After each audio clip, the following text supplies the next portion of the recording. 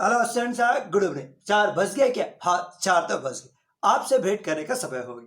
मैं अशोक सर आप सभी स्टूडेंट्स का अपने यूट्यूब चैनल पे फ्री ऑनलाइन न्यूमेरिकल्स क्लासेस में आप सभी का स्वागत करते हैं। ठीक है, बस शुरुआत करने के पहले एक बात सही बताओ, क्या आप इस समय का वेट कर रहे थे? आप इस क्लास का वेट कर रहे थे?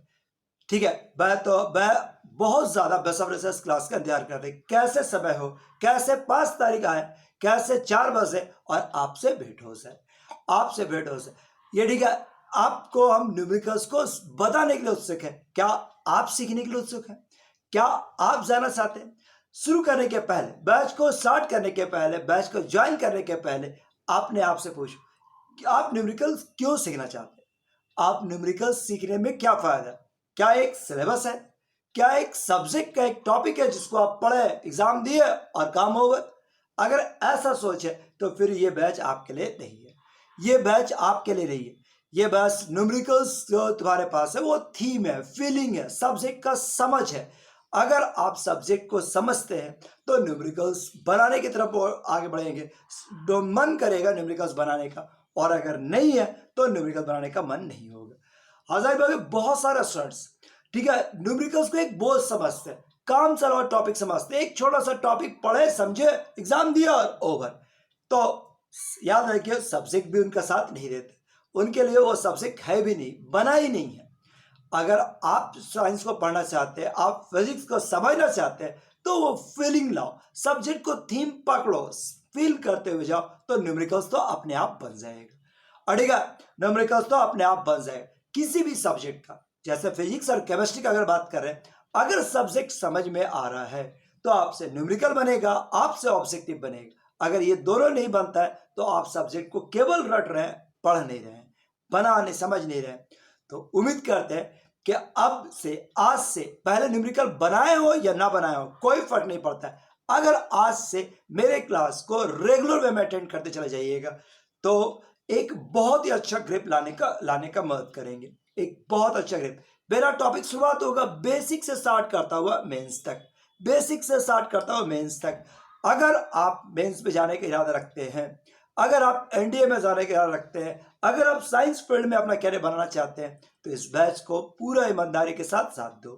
हो सकता है कि अभी तक आप न्यूमेरिकल पर उतना ध्यान नहीं दे, इसलिए थोड़ा सा आपको ज्यादा मेहनत करना पड़ सकता है, लेकिन करना तो पड़ेगा ही। ये बात याद रखिए, ये बैच भले किसी दूसरे के लिए आप काम नहीं कर रहे हैं, खुद अपने लिए, अपना कैरियर बनाने के लिए, तो पूरा ईमानदारी के साथ दीजिए। हम विश्वास दिला सकते हैं आपको कि अगर आपका ईमानदारी 100% रहा तो रिजल्ट भी 100% का होगा, रिजल्ट भी 100% का होगा। इसलिए पूरा ईमानदारी बरतते हुए आप शुरुआत करें। देखो, यहां थे हम लोग बैच को स्टार्ट कर रहे हैं। हम फिजिक्स का जो बैच, आप न्यूमेरिकल्स का जो बैच स्टार्ट कर रहे हैं, ये टॉपिक्स पे जाने के पहले एक बार फिजिक्स का सिलेबस देख लो। ऐसे तो आप जानते ही है, लेकिन तब भी फिजिक्स का एक सिलेबस देखो। फिजिक्स में आपको क्या पढ़ना पड़ता है? Electrostatics, electric currents, magnetic effect of current and magnetism, electromagnetic induction and alternating current AC, optics और मॉडर्न फिजिक्स। मॉडर्न फिजिक्स के अंतर्गत ही सेमीकंडक्टर, कम्युनिकेशंस, एटम, न्यूक्लियस, ये सब टॉपिक आते चला जाएगा। आप समय के साथ सीखते चले जाएंगे। और ठीक है, आज हम लोग इलेक्ट्रोस्टैटिक यानी फर्स्ट टॉपिक यानी इलेक्ट्रोस्टैटिक के साथ न्यूमेरिकल्स को स्टार्ट कराएंगे। और ठीक है, इलेक्ट्रोस्टैटिक्स पूरे जो फिजिक्स है, इलेक्ट्रोस्टैटिक में 2 यूनिट डाला गया है। एक आपका, और ठीक है, जो आप बहुत ज्यादा परिचित हो, तो क्या हम इनको मिटा दें? ठीक, बस। तो इलेक्ट्रोस्टैटिक में मेनली 2 यूनिट रखा गया है। एक आपका electric field, charge and electric field. ठीक है, फर्स्ट टॉपिक है charge and electric field, charge and electric field. ठीक है, फर्स्ट टॉपिक ये रखा गया है, चार्ज एंड इलेक्ट्रिक फील्ड। और सेकेंड टॉपिक है कैपेसिटर। ठीक है, कैपेसिटर ये 2 यूनिट के रूप में रखा गया है। आज हम आपको फर्स्ट यूनिट से भेंट कराएंगे। फर्स्ट यूनिट का यूनिट का स्टार्ट करते हैं। समय का कोई लिमिटेशन नहीं, कोई बाउंडेशन नहीं, लेकिन विश्वास देते हैं अगर आप ध्यान देते हैं तो बहुत अच्छा होगा। ठीक है, मेरा पढ़ाने का तरीका, हम थ्योरी नहीं पढ़ाने जा रहे हैं, थ्योरी एक्सप्लेन करना मेरा काम नहीं है। हम आपको न्यूमेरिकल्स बनवाएंगे। इंटरेस्टिंग न्यूमेरिकल, मजेदार मैथमेटिक्स के समान ही ये भी मजेदार मैथमेटिक्स। तो हम शुरुआत करने जा रहे हैं चार्ज और इलेक्ट्रिक फील्ड के साथ, चार्ज और इलेक्ट्रिक फील्ड के साथ। ठीक है, शुरुआत करने के पहले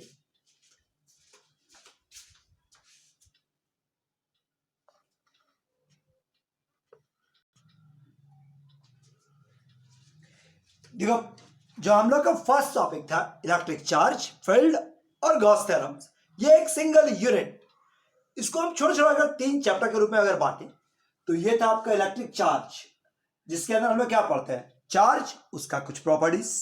हम अभी पूरा डिस्कस नहीं कर रहे हैं, आपको हम केवल याद दिलाए कि आपको इतना पढ़ लेना था, चार्ज और उसका कुछ प्रॉपर्टीज। ठीक है, चार्ज कैसे प्रोड्यूस होता है, इंडक्शन से, कंडक्शन से, और ठीक है, ये जो तुम्हारे पास टॉपिक्स है, या चाहे बाय रबिंग, फ्रिक्शनल इलेक्ट्रिसिटी जो बोलते हैं वो, फिर कूलम्ब्स लॉ जो आप अच्छा से जानते हैं, फिर सुपरपोजिशन प्रिंसिपल ये भी आप परिचित है, electric field, potential and intensity. ठीक है, फील्ड, इंटेंसिटी एंड, इस चैप्टर में हम लोग पढ़े फील्ड किसको कहते हैं, इंटेंसिटी का एक्सप्रेशन क्या होगा, पोटेंशियल क्या होगा, इनका एक्सप्रेशन निकालें। फिर potential energy of the dipole, potential energy of the system of charges क्या होगा ये निकालें। पोटेंशियल डिफरेंस किसको कहते हैं, पोटेंशियल डिफरेंस और इंटेंसिटी में क्या रिलेशन है ये पढ़ना था। डायपोल क्या है, डायपोल किसको कहते हैं, डायपोल मोमेंट क्या है, डायपोल के कारण पोटेंशियल और इंटेंसिटी क्या होगा, एक्सियल पॉइंट पर, इक्वेटोरियल पॉइंट पर किसी डायपोल को अगर बाहरी इलेक्ट्रिकल फील्ड में रख दिया जाए तो उस पर क्या क्या इफेक्ट होगा। ठीक है, और फिर गॉस थ्योरम में हम लोग पढ़े कि मेनली फ्लक्स क्या है और गॉस थ्योरम अप्लाई कैसे होता है। क्या यहां तक बात ठीक है?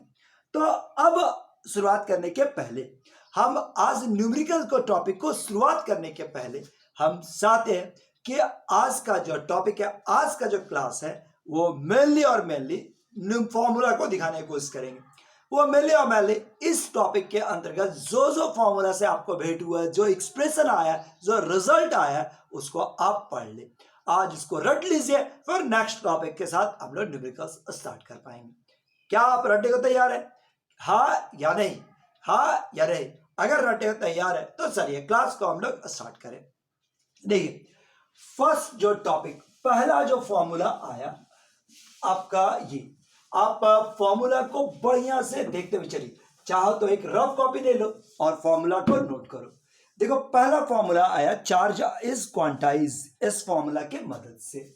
देखो, जो पहला न्यूमेरिकल्स को याद रखने के लिए पहला चीज कि कोई भी ऑब्जेक्ट को जो चार्ज दिया जाता है, कोई भी ऑब्जेक्ट को चार्ज किसी ऑब्जेक्ट पर चार्ज प्रोवाइड किया जाता है या चार्ज उस पर प्रोड्यूस करवाया जाता है, तो चार्ज का जो वैल्यू होता है वो क्या होता है, plus minus n e, where n क्या है, तो natural number, n is the natural number. ठीक है, कोई भी ऑब्जेक्ट को चार्ज सप्लाई किया जाता है तो चार्ज का वैल्यू क्या होता है, plus minus n e, where n क्या है, नेचुरल नंबर।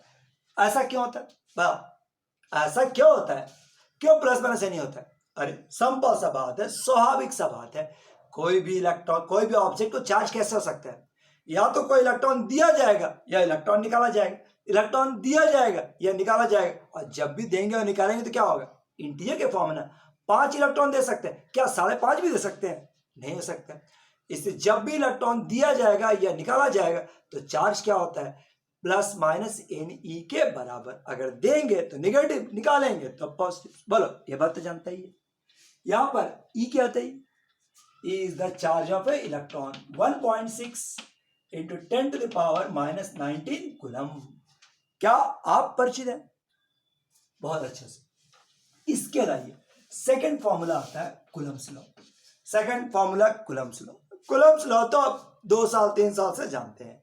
क्या आपको परिचित है? कूलम्स लॉ आप जानते हैं? तो कूलम्स लॉ में ये देखिए कि अगर आप 2 चार्ज है Q1 और Q2, अगर R दूरी पर रख दिया जाए, कोई भी नेचर का हो, पॉजिटिव हो या निगेटिव हो, फर्क नहीं पड़ता। फोर्स का मैग्नीट्यूड क्या होता है, फोर्स का मैग्नीट्यूड तो 1/4 pi epsilon naught epsilon R Q1 Q2 by R square. बोलो याद बढ़ेगा क्या? झटका लगा कुछ? अरे एप्स 1/4 एप्सिलॉन नॉट क्या है, परमिटिविटी। ठीक है, परमिटिविटी ऑफ द वैक्यूम, और ये क्या है, रिलेटिव परमिटिविटी। या डाइलेक्ट्रिक कांस्टेंट। जनरली एयर में अगर कोई मीडियम दे दिया जाए तो ठीक है, नहीं दिया जाए, एयर में बात किया जाए, वैक्यूम में बात किया जाए तो 1/4 pi epsilon naught Q1 Q2 by R square. In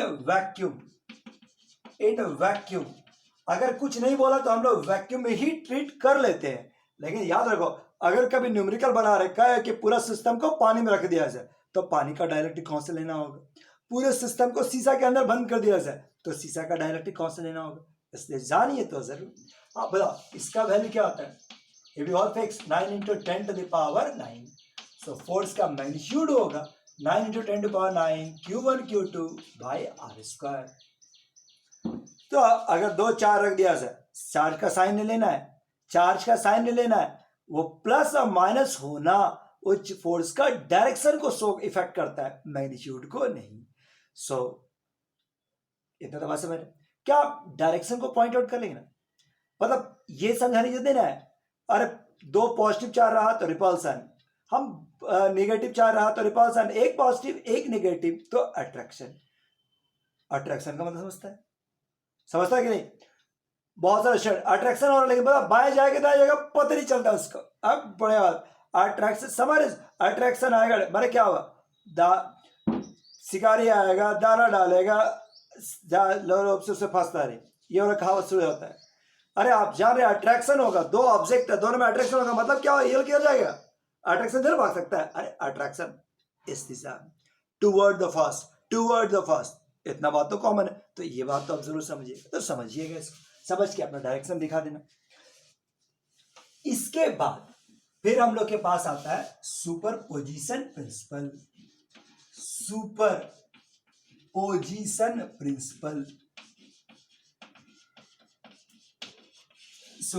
principle क्या है, न्यूमेरिकल्स थ्योरी तो जानते ही होगा। न्यूमेरिकल्स में क्या, अगर कहीं पर 2 से ज्यादा चार्ज, 2 4 कूलम्ब्स लॉ, आराम से 2 4 कूलम्ब्स लॉ 2 पर निकालेगा ना, लेकिन अगर 2 से ज्यादा हो जाए तब क्या होगा, मान लो ऐसा रहे ये Q1 ये Q2 और ये हो गया Q3, अगर यहां पर एक 4 रख दिया जाए Q, बोलो ये टोटल कितना फोर्स अनुभव करेगा, ये टोटल कितना फोर्स अनुभव करेगा, तो इसके कारण एक फोर्स, इसके कारण दूसरा फोर्स, इसके कारण तीसरा फोर्स। तो सुपरपोजिशन प्रिंसिपल यही कहता है कि अगर कहीं पर 2 से ज्यादा चार्ज है तो किसी एक चार्ज के द्वारा, किसी भी चार्ज के द्वारा अनुभव किया गया फोर्स बाकी सभी चार्ज के द्वारा लगाए गए फोर्स के वेक्टर सम के बराबर होगा, यानी F नेट बराबर क्या हो गया, F1 plus F2 plus F3 and so on, और भी सभी रहा तो इसका वेक्टर सम, मतलब कहीं पर अगर 2 से ज्यादा चार्ज हो तो किसी एक चार्ज के द्वारा अनुभव किया गया नेट फोर्स बाकी सभी चार्ज के द्वारा लगाए गए फोर्स के वेक्टर सम के बराबर। क्या आप वेक्टर सम जानते हैं ना, नहीं जानते तो अपना कॉपी उठाइए, नोट्स उठाइए, जब भी पढ़ा वो देख लीजिएगा, आज समय नहीं मेरे पास। हाँ कंसेप्ट का एक दिन वीडियो बनाएंगे, एक दिन कंसेप्ट का वीडियो बनाएंगे, उस दिन वेक्टर सम सिखाएंगे, लेकिन जो भी ये वेक्टर सम के बराबर होगा। चल जहां तक तो बात ठीक है, अब आगे चलिए जी, यहां तक बात ठीक है। तो अब पहला जो छोटा सा चैप्टर था इलेक्ट्रिक चार्ज, उसमें और कोई फॉर्मूला नहीं आता है, फिर जो सेकंड चैप्टर इलेक्ट्रिक फील्ड उसमें फॉर्मूला देखें।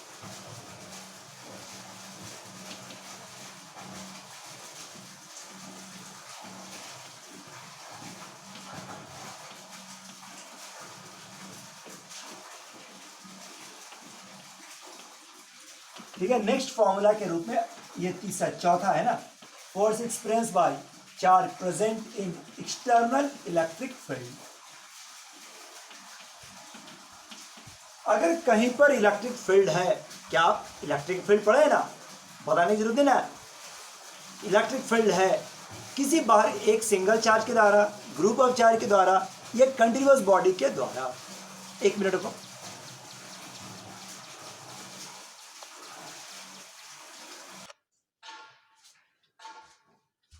हाँ चलिए, कहाँ पर आप लोग टॉपिक चाहते हैं क्या, अगर कोई चार्ज को किसी बाहरी इलेक्ट्रिकल फील्ड में रख दिया जाए तो क्या होता है? बोलो, आप थ्योरी पढ़े हो ना, आप इलेक्ट्रिक फील्ड पढ़े ना। इलेक्ट्रिक फील्ड क्या होता है? अरे कोई चार्ज हो, पॉइंट चार्ज हो, ग्रुप ऑफ चार्ज हो या कंटिन्यूअस बॉडी हो, उसके चारों तरफ का वो चारों तरफ एक स्पेशल रीजन बनाता है जिसके अंतर्गत अगर सेकंड चार्ज को रख दिया जाए तो वो एक फोर्स अनुभव करेगा। उसी रीजन को कहते हैं इलेक्ट्रिक फील्ड। कोई चार्ज हो, पॉइंट चार्ज हो, ग्रुप ऑफ चार्ज हो, अपने चारों तरफ एक खास तरह का रीजन तैयार करता है जिस पर अगर एक सेकंड चार्ज को ला दिया जाए तो वो फोर्स अनुभव करता है। उस फील्ड को, उस रीजन को कहते हैं इलेक्ट्रिक फील्ड। तो आप बताओ कि अगर किसी चार्ज को किसी बाहरी इलेक्ट्रिकल फील्ड में रख दिया जाए तो क्या परिणाम होगा? मान लो यहाँ पर इलेक्ट्रिकल फील्ड है, इस दिशा में इलेक्ट्रिकल फील्ड है, और अगर यहाँ पर एक चार्ज को, पॉजिटिव चार्ज को लाकर रख दें, परिणाम क्या होगा? तो बताओ क्या परिणाम होगा? स्वाभाविक है, वो एक फोर्स अनुभव करेगा। अब बताओ इस किधर फोर्स, तो फोर्स का वैल्यू क्या हो जाएगा? This is Q E. ठीक है, ऑब्जेक्ट एक फोर्स अनुभव करेगा इलेक्ट्रिकल फील्ड के दिशा में। ऑब्जेक्ट एक फोर्स अनुभव करेगा इलेक्ट्रिकल फील्ड की दिशा में, पॉजिटिव है इस इलेक्ट्रिकल फील्ड की दिशा में। हाँ, अगर माइनस चार्ज रख देंगे तो क्या होगा? यह उल्टा दिशा में एक फोर्स अनुभव करेगा माइनस क्यू ई, पर इलेक्ट्रिकल फील्ड का अपोजिट डायरेक्शन फोर्स अनुभव करेगा, और कुछ नहीं। दिखने में जितना छोटा है उतना ही नहीं, बहुत काम का है, बहुत ज्यादा इंपॉर्टेंट, तो आपने दिमाग में उसको बढ़ाते हुए रखिएगा। ठीक है, अब इसके बाद हम लोग का इलेक्ट्रिक फील्ड, जैसे हम लोग पढ़ रहे हैं इलेक्ट्रिक फील्ड शुरू की, जैसे आपके सर बताए होंगे कि किसी भी ऑब्जेक्ट, हर चार्ज ऑब्जेक्ट अपना एक इलेक्ट्रिकल फील्ड क्रिएट करता है। उस इलेक्ट्रिकल फील्ड का दो कैरेक्टरिस्टिक्स कौन कौन? तो ये हो गया, एक हो गया पोटेंशियल और एक हो गया इंटेंसिटी। पढ़ेगा पोटेंशियल, इंटेंसिटी। बताओ इंटेंसिटी क्या होता है? तो किसी चार्ज को अगर किसी इलेक्ट्रिकल फील्ड में रख दिया जाए, कोई चार्ज को किसी बाहरी इलेक्ट्रिकल फील्ड में रख दिया जाए, तो जितना force per unit charge, force experience per unit charge by small test charge, place at the consider point is called electrical field. किसी इलेक्ट्रिकल फील्ड के अंतर्गत एक छोटा सा पॉइंट चार्ज को लाकर रख दो, वो जितना भी फोर्स अनुभव करेगा पर unit charge, that is called electrical field. आप यही ना पढ़े होंगे, इलेक्ट्रिकल फील्ड बराबर फोर्स बाय क्यू। क्या ये बात ठीक है? इस तरह बताओ पोटेंशियल से क्या था? इन्फिनिटी से किसी चार्ज को लाया जाए, इन्फिनिटी से किसी चार्ज को लाया जाए तो लाने में जितना भी वर्क करना होगा per unit charge, work done per unit charge is called potential. So potential बराबर this is work done by the external force in order to bring the charge from infinity to the consider point in such a way that no any acceleration is produced. This work done is called potential. क्या आप जानते हैं? अगर आपको कुछ दूसरा लगता है, कॉपी पलटिए, एक बार सर का नोट्स पलटिए और एक बार मिला लीजिए, तो ये आपका पोटेंशियल। अड़ेगा हम लोग को इसी का टॉपिक शुरुआत किए थे। अब आई इसके बाद नेक्स्ट जो फॉर्मूला हम लोग के पास आ रहा है, पांचवा फॉर्मूला, वो आपका इंटेंसिटी को निकालते हुए सबसे पहला ये बताओ, एक सिंगल चार्ज के कारण, एक पॉइंट चार्ज के कारण, कोई एक पॉइंट चार्ज है Q, इससे r दूरी पर कोई दूसरा पॉइंट है, देखो O, r दूरी पर एक पॉइंट है P। क्या आप P पर इलेक्ट्रिकल फील्ड का वैल्यू निकाल सकते हैं? कोई पॉइंट P पर इलेक्ट्रिकल फील्ड निकालने आता है? तो बताओ P पर इलेक्ट्रिकल फील्ड का फॉर्मूला क्या है? So 1/4 pi epsilon naught this is Q by r square. है या नहीं? सर निकाले होंगे ना, जानते ही आप। वास्तव में तुम्हारे पास क्या है भाई? इतना। किस दिशा में? अब अगर डायरेक्शन पहचानने में, इलेक्ट्रिकल फील्ड का डायरेक्शन पहचाने, तो सर आपको बताए ही होंगे, फिर से मेरा बात सुन लो, कि जिस जगह पर इलेक्ट्रिकल फील्ड निकालना है ना, वहां पर आप 1 coulomb positive charge, 1 coulomb positive, हाँ निगेटिव नहीं, पॉजिटिव चार्ज रख दो। इमेजिन करो 1 कूलम पॉजिटिव रखा हुआ, वो जिस दिशा में जाएगा, जितने जाता रहेगा, वही आपका इलेक्ट्रिकल फील्ड है। तो यहाँ पॉजिटिव था, ये पहले, ये किधर भागेगा? Right word. सो ये हो गया राइट वर्ड इस क्वेश्चन में। और यही अगर ये वाला माइनस रहता तो ये वाला अट्रैक्टर टूवर्ड लेफ्ट वर्ड होता। चलो ठीक है, ये आपका एक सिंगल चार्ज के कारण। अब अगर मान लो ग्रुप ऑफ चार्ज के कारण निकालना, ग्रुप ऑफ चार्ज का इंटेंसिटी, ये Q1, Q2 और Q3 अगर यहाँ पर इंटेंसिटी निकालना है, ए पर है, एक बी पर है, एक सी पर है, अगर इस कारण इस पॉइंट पर इंटेंसिटी निकालना है, क्या इस पॉइंट पर आप इंटेंसिटी निकाल सकते हैं? सोच लो, थोड़ा सा माइंड, पहले नहीं भी पढ़ा, थोड़ा सा दिमाग, थोड़ा सा, अरे इसके कारण इलेक्ट्रिकल फील्ड, सो इंटेंसिटी का वैल्यू क्या होगा, सभी के द्वारा इंटेंसिटी निकालें और उनका वेक्टर सम, उसका वेक्टर सम। सर आपको पढ़ाया हो ना कि अगर कहीं पर दो से ज्यादा चार्ज है, अरे सिंपल, दो या दो से ज्यादा चार्ज है, तो उन दोनों चार्ज के कारण किसी एक पॉइंट पर इंटेंसिटी निकालते हैं, सुपरपोजिशन प्रिंसिपल, और इसका सम वेक्टर सम। वेक्टर सम नहीं जानते हैं तो मेरे नेक्स्ट वीडियो का इंतजार कीजिए, मेरा नेक्स्ट वीडियो का इंतजार कीजिए, और अब आप निकाल और जानते हैं तो बहुत अच्छा बात। सो ये आपका रिजल्ट, ठीक है। अब इंटेंसिटी टॉपिक छोटा नहीं है, इसमें पूरा गॉसेस थ्योरम का रिजल्ट भी यूज हो सकता है, हम एक साथ करेक्ट करके ही लिखते चल जा रहे हैं। अब आइए, intensity due to continuous body, due to continuous body, ठीक है। कंटिन्यूअस बॉडी तो आप समझते ही होंगे कि पूरा भरा हुआ चार्ज, मतलब जिसमें इनफाइनाइट पॉइंट चार्ज हो, उसके द्वारा, उसमें सबसे पहले है चार्ज सर्कुलर रिंग। क्या है तो ठीक है, एक चार्ज सर्कुलर रिंग है दिया हुआ है, जिसका रेडियस कितना r, सेंटर से r दूरी पर एक पॉइंट है p, 60,000 दूरी पर। क्या इंटेंसिटी का एक्सप्रेशन निकालना सीखे हैं? आपको थ्योरी से मतलब नहीं है, निकालना सर आपको सिखा चुके हैं, हम आपको केवल रिवाइज कर रहे हैं। सो फॉर्मूला क्या आएगा, 1/4πε0 10s² divide by r square plus r square whole to the power 3/2। Direction OP, along OP, अड़ेगा ओपी के दिशा में, एलोंग राइट वर्ड, यहां पर राइट वर्ड। अब सेंटर कितना हो, तो सेंटर पर 0। क्या ये वाला जानते हैं ना बात, ठीक है। इसी तरह से एक लाइन चार्ज है, नहीं, एक लाइन चार्ज जिसका लेंथ मान लेते हैं 12 है, इसका लेंथ 12 है, ठीक है। यहां से r दूरी पर कोई पॉइंट है, मान लेते हैं ए बी, ये ओ और ये पॉइंट पी, ठीक है। इस पॉइंट पी पर बताओ, इस परपेंडिकुलर बाइसेक्टर या परपेंडिकुलर बाइसेक्टर पर इंटेंसिटी का फॉर्मूला क्या होगा? सो फॉर्मूला क्या था, 1/4πε0 10s³ बाय r, और root under r square plus L square, r square plus L square, ये 12 है, r square plus L square, direction rightward, direction rightward, along OP, along OP. क्या अगर नहीं भी पढ़े हैं तो आज पढ़िए, आज मेरे साथ पढ़िए। चार्ज कितना है, क्यू, अड़ेगा क्यू के कारण अगर हम बात कर दे तो इंटेंसिटी का वैल्यू कुछ ऐसा। बोलो यहां तक बात ठीक है, इसमें कोई दिक्कत नहीं ना? तो आइए आगे बढ़ते हुए, इसके बाद देखिए नेक्स्ट है एक टॉपिक हम लोग का, हाँ अब इसके बाद अगला टॉपिक से भेंट कराते हैं। तो ये देखिए इंटेंसिटी, आपको इंटेंसिटी का टॉपिक को हम लोग देखते हुए चले।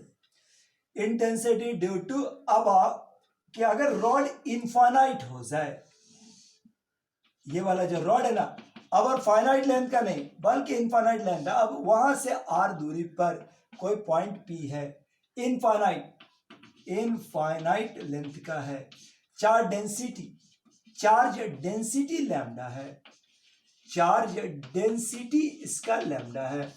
डेंसिटी मतलब चार्ज पर यूनिट लेंथ, यहां पर चार्ज डेंसिटी हर जगह अलग होता है, यहां पर चार्ज पर यूनिट लेंथ है। तो बताइए इंटेंसिटी का फॉर्मूला में क्या आ जाता है?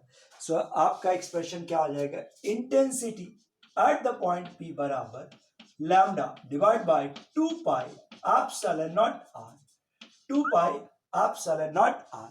बताओ इस पॉइंट पर आप इंटेंसिटी निकाल सकते हैं, यहां से भी निकाल सकते, जो आप पिछला क्वेश्चन बनाया ना उसी का स्पेशल केस है ये, कि लेंथ का वैल्यू इन्फिनिटी, या आप गॉसेस थ्योरम से भी निकाल सकते हैं। सो इंटेंसिटी का value lambda divide by 2πε0 r, right word, ये भी राइट वर्ड ही होगा। हाँ ये निगेटिव रहता तो लेफ्ट वर्ड हो गया होता। क्या यहां तक बात ठीक है? सो ये आपका एक्सप्रेशन, चार्ज डेंसिटी अब इसका वैल्यू, अब तुम्हारे पास आगे बढ़ते हैं। इसके बाद आपको ये पढ़ना था कि चार्ज कंडक्टिंग सीट है और charge non conducting seat. Charge non conducting seat, charge non conducting seat है, कहीं पर चार्ज नॉन कंडक्टिंग सीट दिया हुआ है।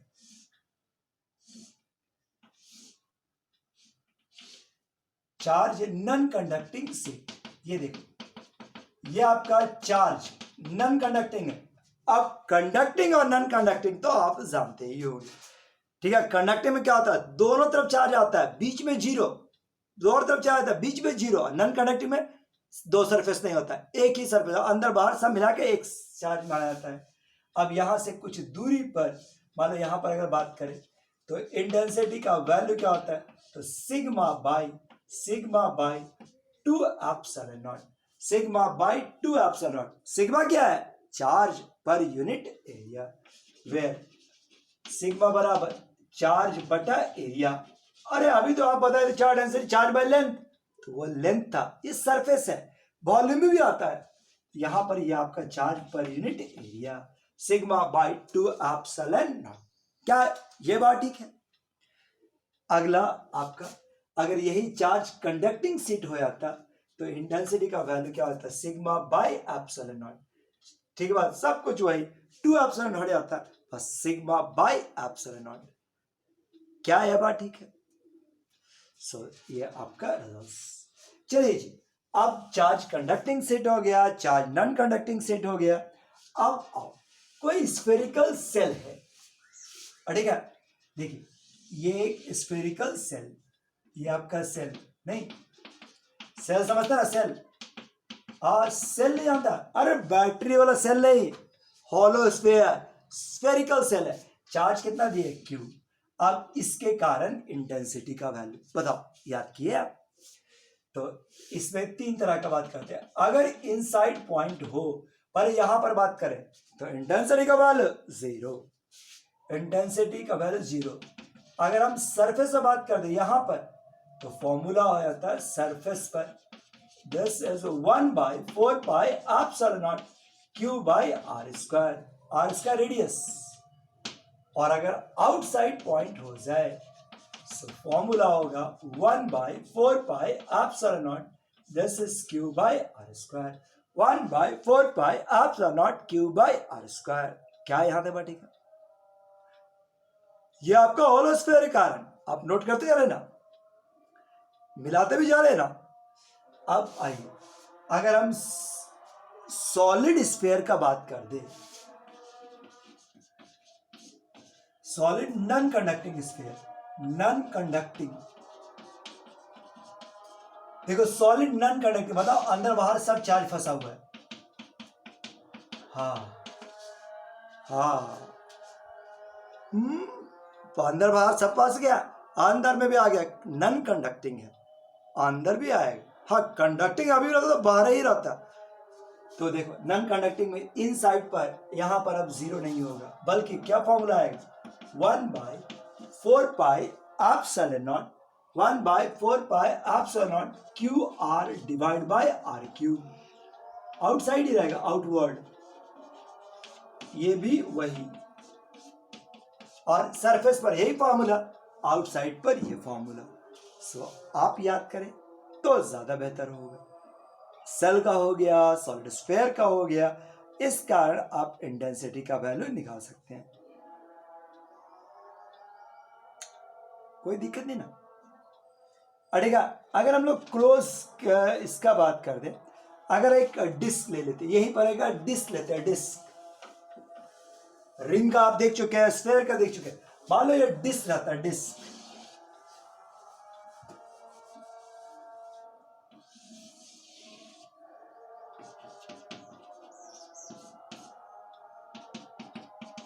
पूरा चार्ज फंसा हुआ, हाँ फैला हुआ है।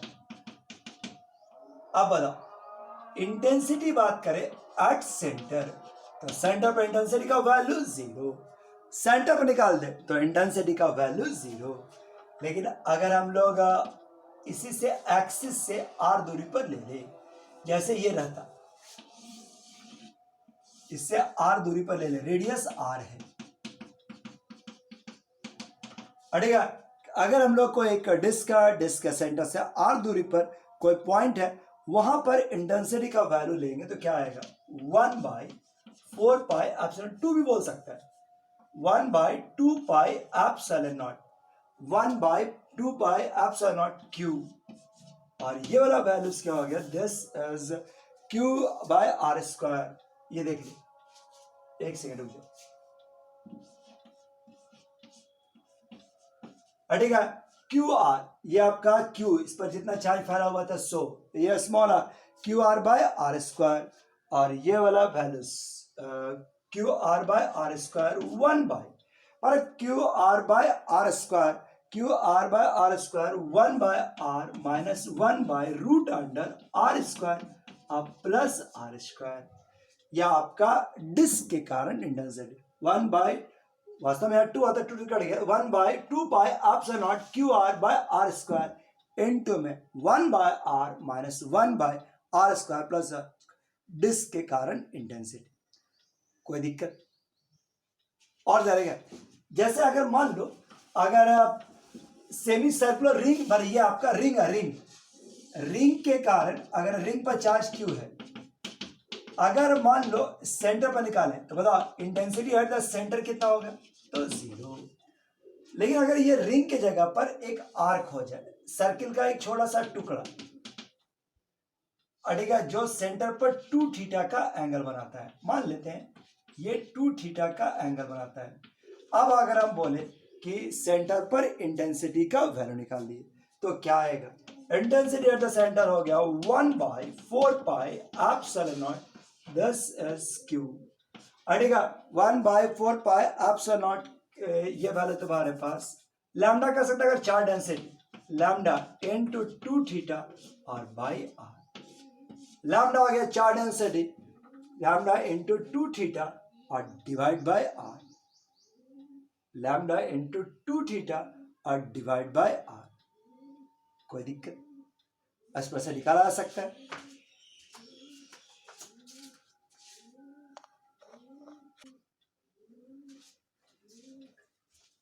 चलिए याद बढ़ेगा। अच्छा एक बात एक बताओ, ये वाला फॉर्मूला तब काम करेगा व्हेन थीटा इज स्मॉल, लेते हैं व्हेन थीटा इज स्मॉल मतलब छोटा डिग्री हो, अगर थीटा बड़ा हो जाए तब when theta is large, when theta is large तब ये वाला फॉर्मूला में ये आ जाएगा, इंटेंसिटी बराबर 1/4πε0 लैम्डा 2 sin थीटा और डिवाइड बाय आर। चलिए जी यहां तक तो बात ठीक है, यह आपका इंटेंसिटी का एक्सप्रेशंस। अब नेक्स्ट टॉपिक, क्या थक गए आप, ठीक है बोलो, पोटेंशियल का देख लो, फिर कल के लिए हम लोग देखें, ठीक है पोटेंशियल्स। अब आप पोटेंशियल का बात करते हुए,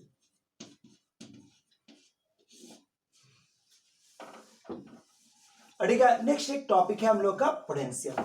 ठीक है पोटेंशियल्स, पोटेंशियल क्या है, work done in order to bring the charge from infinity to the consider point so that no acceleration is produce, ये तो ठीक है।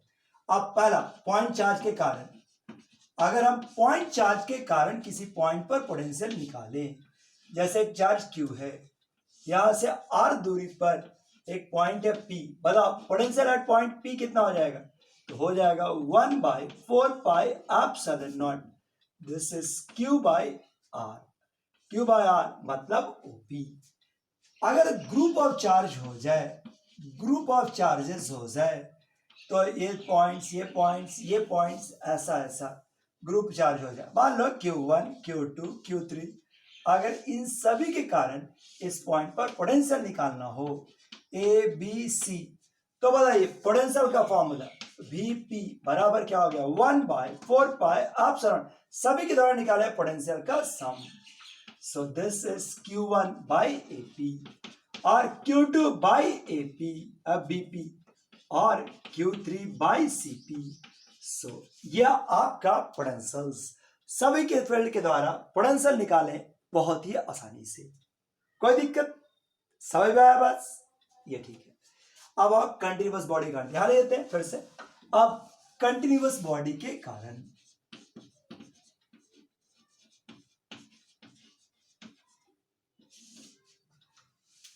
ठीक है, अब कंटिन्यूअस बॉडी के कारण पोटेंशियल्स। अब यहां से आप सीखते जा रहे हैं कंटिन्यूअस बॉडी कारण पोटेंशियल। कंटिन्यूअस बॉडी में रिंग, एक चार्ज रिंग है, सेंटर से r दूरी पर, रेडियस r, सेंटर से r दूरी पर पॉइंट है P। तो बताओ P पॉइंट पर पोटेंशियल का फॉर्मूला क्या आएगा? 1/4πε0 q divide by root under r square plus r square.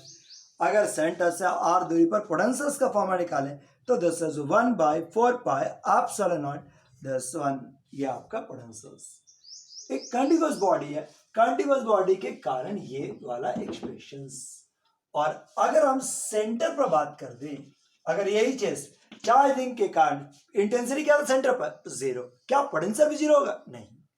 Potential का फॉर्मूला 1/4πε0 10s³ सेंटर पर पोटेंशियल का वैल्यू ये, और एक्सिस पर पोटेंशियल का फॉर्मूला 10। क्या यहां तक बात ठीक है? इसमें कोई दिक्कत?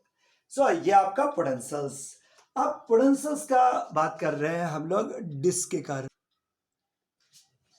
चलिए, अब लोग का रिंग का निकल गया था, अब और डिस्क।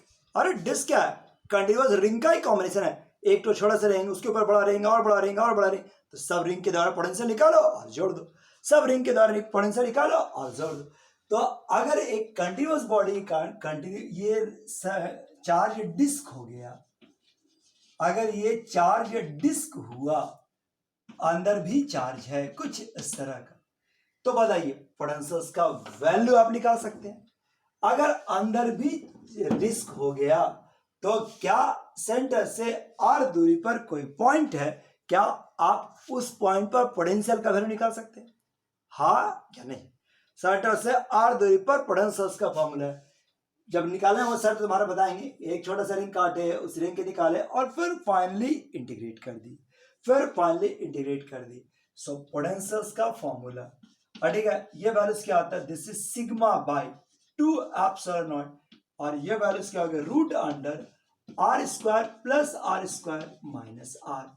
देखिए ये आपका charge density, charge per unit area, तो ये पूरा डिस्क का से क्या आएगा? σ/2ε0 root under r² plus r² minus r। आप इसको याद कर ले, आज का आज, अभी का अभी। अब भाई अगर हम सेंटर पर बोल देता,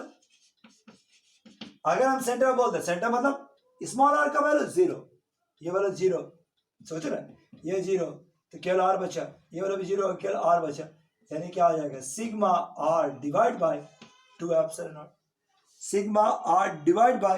2ε0, ये आपका इंटेंसिटी का एक्सप्रेशंस।